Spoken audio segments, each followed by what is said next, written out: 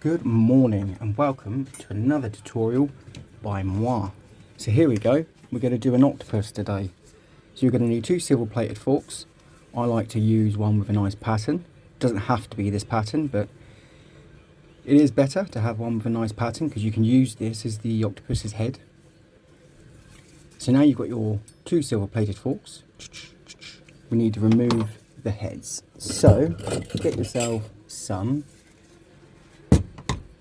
bolt cutters.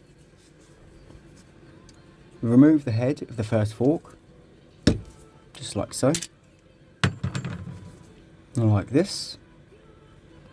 And then with this one, you need to leave enough of the fork handle so you've got a bail.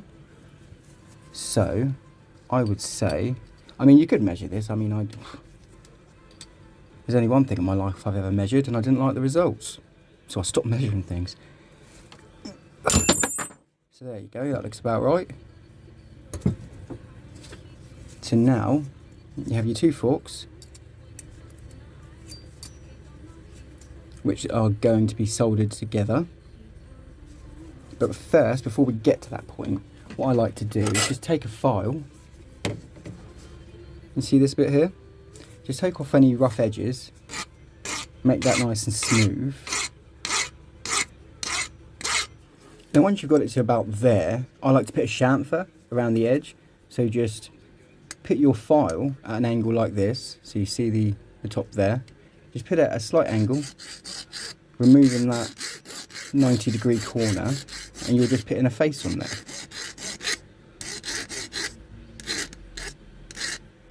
That's something like this. It just gives it a nicer finish at the end. And you see you've got the rough edge here, so remove that. And then once that's done, you should have something like this. So now you have two pieces, two fork heads, which have both been sanded and smoothed at the end. And then this piece will come down like this. I think this is probably a bit long. So if you have a look at this design, this is the one that I'm working with. I'm going to cut it just here. So we're going to use this piece for the head. I think this is going to be too long otherwise. So with your bolt cutters, just take off that piece there, like so. And that's going to be the head of the octopus.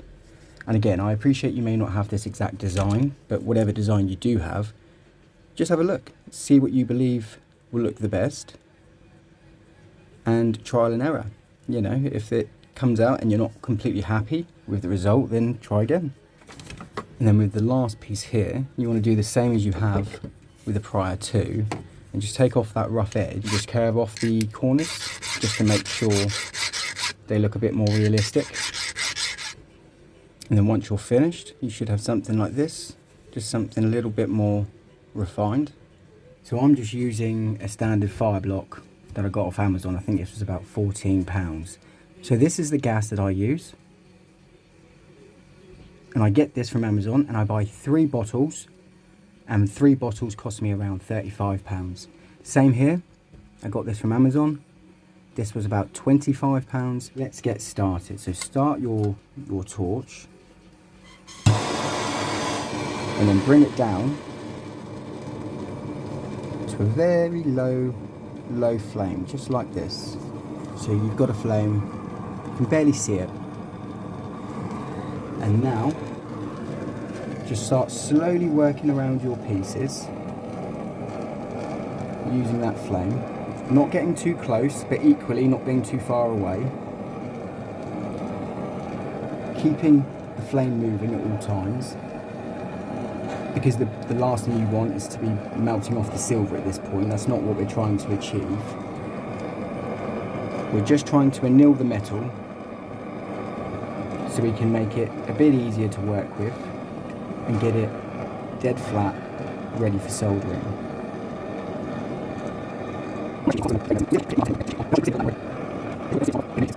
So as I say, keep your flame moving. Don't try and rush this stage with a really high heat because you'll just mess it up. Making sure you're getting the piece evenly heated, distributing that heat, keeping the flame moving. And as you see on that top piece, that shine has now become almost matte. So we're almost there. So that one, I would say, is done. Here, you see how we've got that almost rainbow finish when you're running the flame across it? That's how I would know that one's done. And the same here. I would leave this now for about 15 to 20 minutes to cool down on its own. Come back to those once they are, and then we can flatten them all off. You have your 3 annealed pieces. They've cooled down.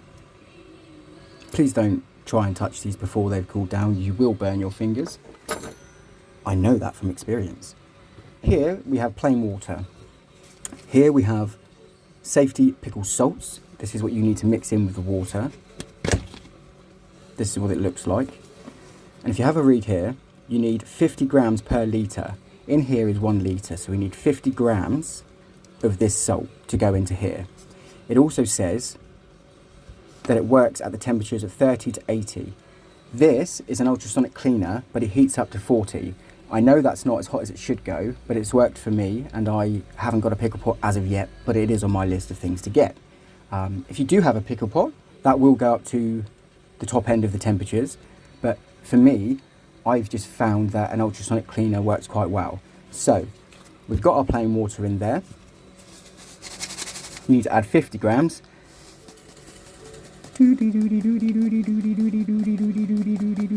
It's about 50 grams.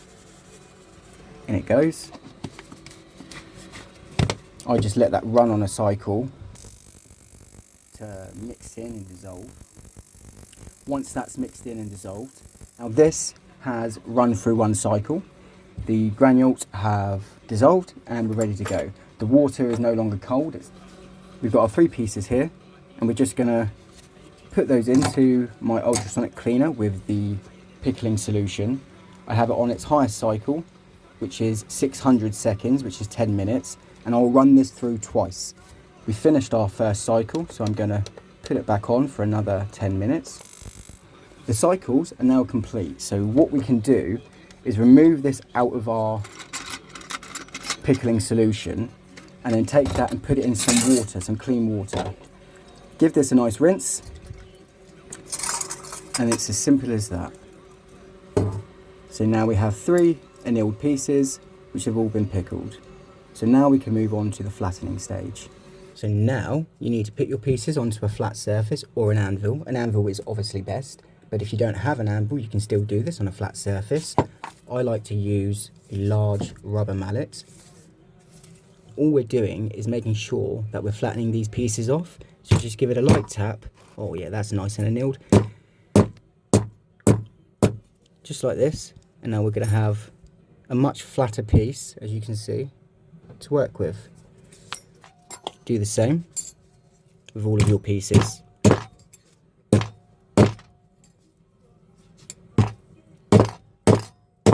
I'm going to leave this piece curved actually. I think that may work in our benefit. When you have your pieces flattened off, what you're going to need to do, so you're going to need some flux. This one says to use it dry, but I never have. I always mix it with some water because I find it stays in place. This is what it looks like, just to give you an insight. I mix it with a little bit of water, just like this. Apply a little bit of flux. We have some silver wire, which I've cut up into some small pieces. This is what it is. Argentinian silver solder, easy round wire, 0.6 mil. This is what I use. Put it on a very low heat, and what we're going to be doing is evenly going over both pieces, bringing them up to temperature. And the reason I do it this way is because if you put the 2 pieces together and then try to solder, you've got to get a lot of heat through that metal before the centre will start letting the silver flow, and you'll find that you'll end up melting all of the silver off the outside before the inside gets to that temperature. So if you have them separated like this, just get them up to a good temperature, And you'll see this flux will turn into almost like a gel. And once it does that, it's almost like a glue as such. And it's really quite good because once you put your pieces together and add a little bit of pressure, they almost stick together.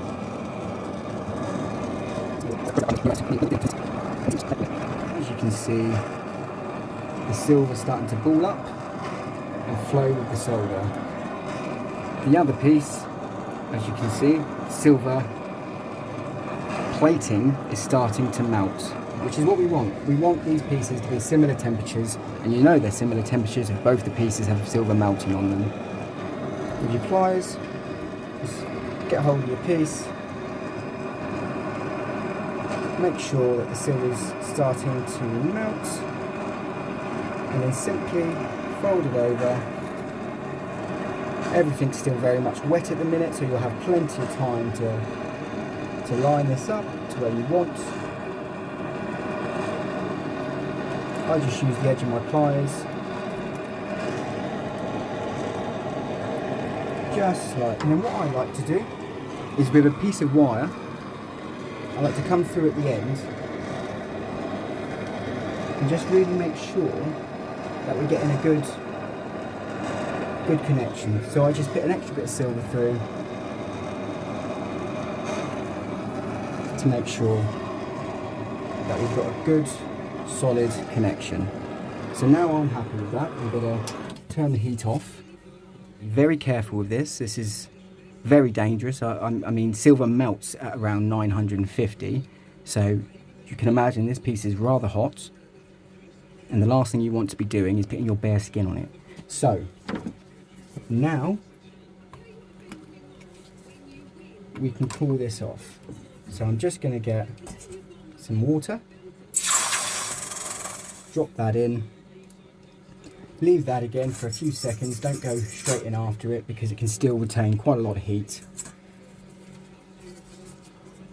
and you should be left with something like this. What I'm going to do is I'm going to add the bail, and then I'm going to solder the head on. So let's move over and add the bail. Leave that at number 6 and just start creating your loop.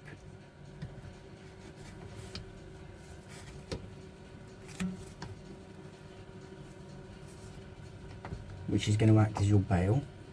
You'll have to use a small mallet on this to get this into the right position. Your ring bender won't do it all for you.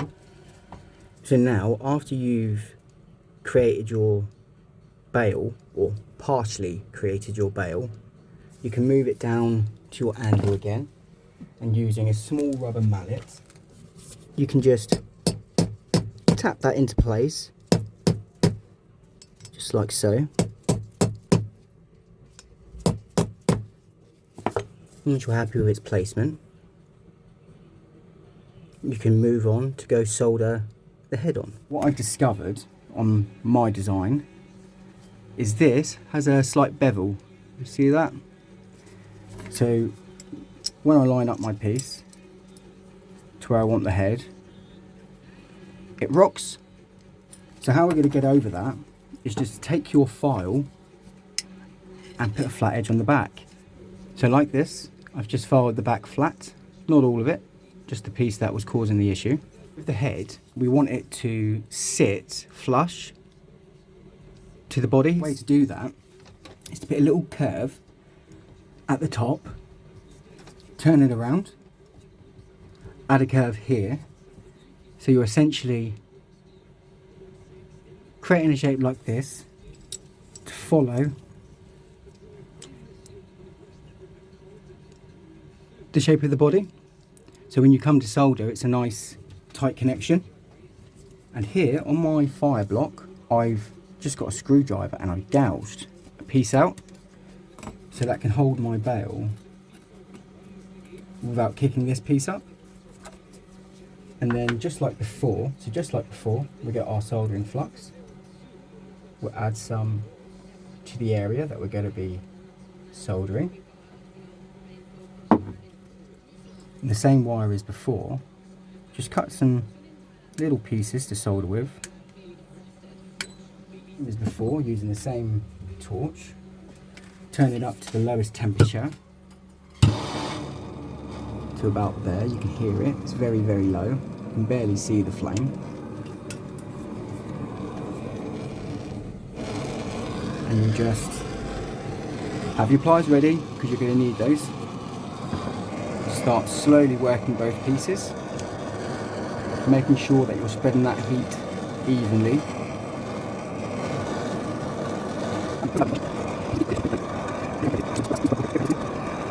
And if you notice your silver starts to ball up, it's not ready. You want it to flow. So once it's balled up, it's almost ready, but you've just got to have a little bit more patience until you see it do this.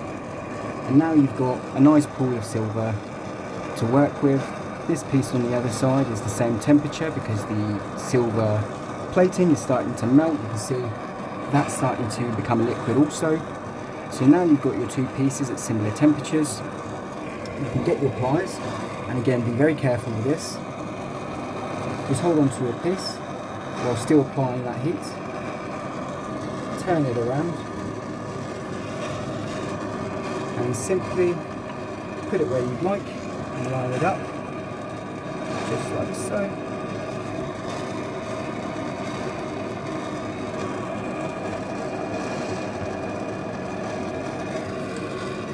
And then once you're happy with the alignment, just apply a small amount of pressure to make sure that it's stuck. And as I say, you've now got your piece up to the temperature that you would like. The silver is at melting point, so I come across with a wire and I'll simply go around the edges, just making sure that that silver has got into all the areas it can, giving you a strong connection. And just like that. Now again, as before, please don't try and grab this, it's way too hot. Give that 10-15 minutes, allow the silver to solidify, then you can dunk it in your water. Let that cool. Give that a few seconds in there. Don't, go in straight afterwards grabbing it, because it can retain its heat for quite a while.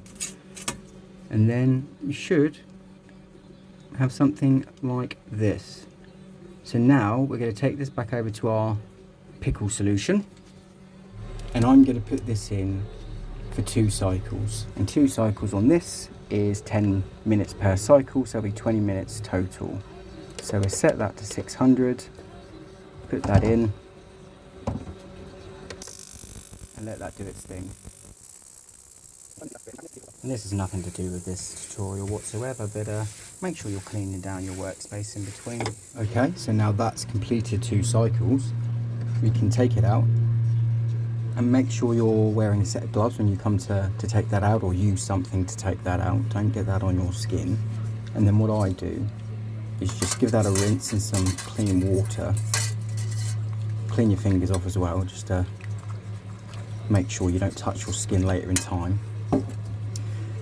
You should have something like this. And now to begin with, if I can get it on there, that's what she said. Start working your way down to the bottom of the tine.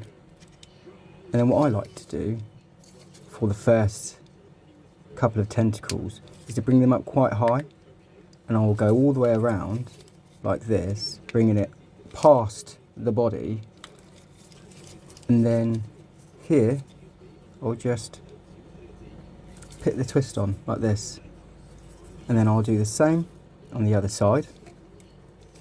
So again, using your bending tool, go to the bottom, bringing it all the way around,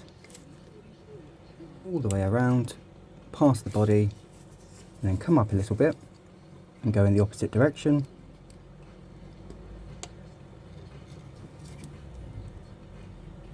Just like this. So I'm going to go even higher with this one. So this I'm going to, because I want it on show, I want everything on display. So I'm going to do an even tighter bend here, all the way past the body, and then the same as before, go in the opposite direction to create your swell, just like this. So now you've got 2 tentacles at the top, so you can spin it around and do the same on the opposite side. Just bring it around, trying to keep those curves as smooth and even as possible, and then go in the opposite direction.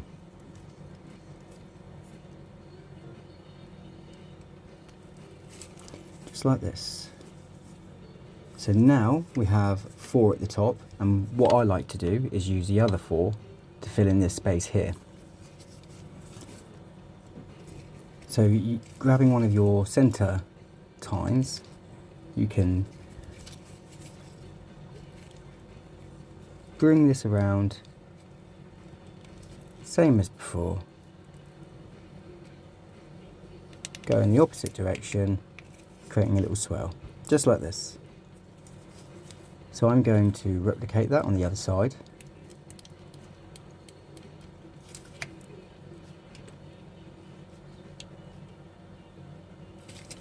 And then going in the opposite direction,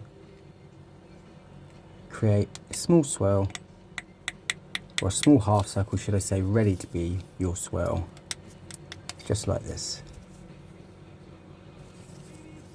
And then with the last 2, I like to do a couple of curls like this, get it all the way bent through,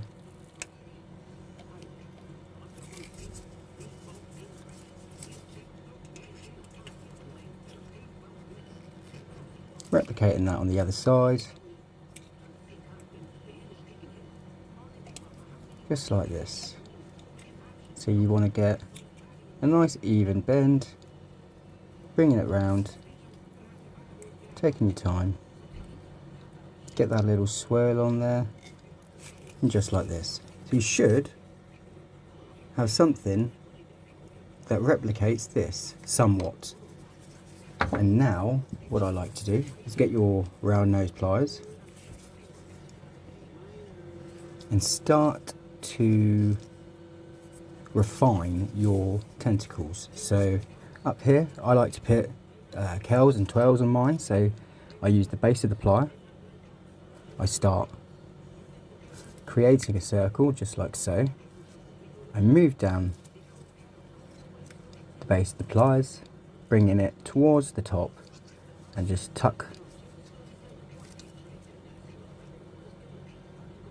that tail in, just like so. And then once you get to the tip, do your final twist just to finish off the swirl. So there's your first one, and now go around the rest doing the same thing. And whatever direction that these tentacles are in, so you see this is going to the right hand side, that's the way you want to do your swell. And once you're happy with your swells, you should have something like this. And don't worry about the placement of these just yet, because we're going to resolve that right now. So then with your round nose pliers, what you want to do is start working out exactly where you want to put these and how they're going to sit. So for me, I think that the front 2 should come across to the body, like so. And to do that, all I'm going to do is to use my round nose pliers very carefully and just start putting them where I would like. So it needs to go a little bit further. So all I'm going to do is just slowly work that where I want. So that's where I would like it. So now I'm going to do the same with the other side. Same as before. Just take your time, get a good position of your pliers, and then slowly work it in the direction of where you would like it. So we're starting to move over to where we want. Little bit more movement. And then with this one here, I'm quite happy with the placement there, if I'm honest. This one up here, I'm going to pull up slightly to match the other side. Not exactly, but somewhat. So again, just slowly working it up to where I would like it, which is going to be around there. Same with these, I'm just going into the curvature and pulling that round to where I would like it. And this is all personal preference, so when you're doing this, you don't have to follow me step by step. You can do it however you wish and however you like. So you can have some real fun here.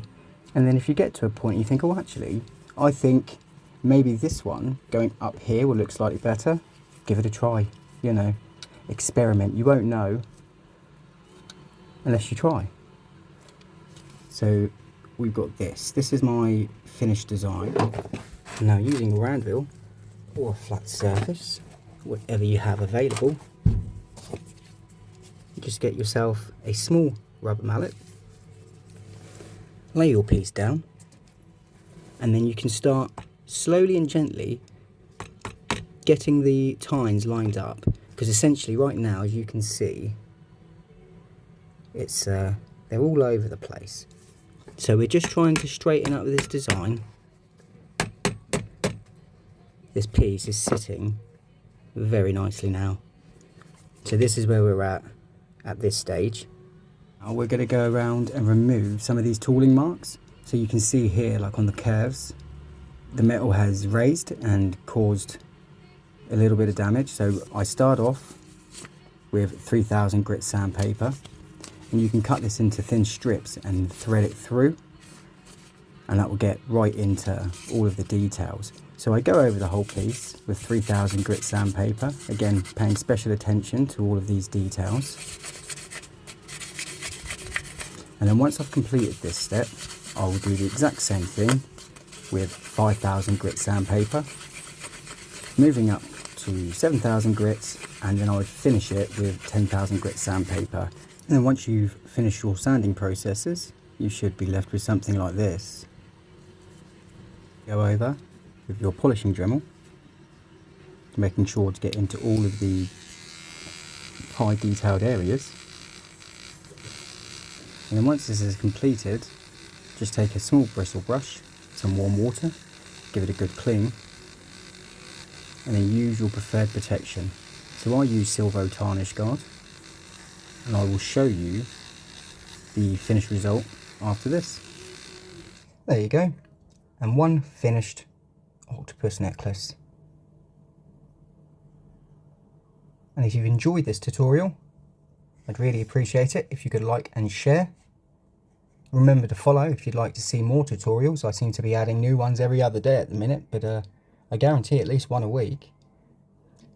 And best of luck. Thank you so much.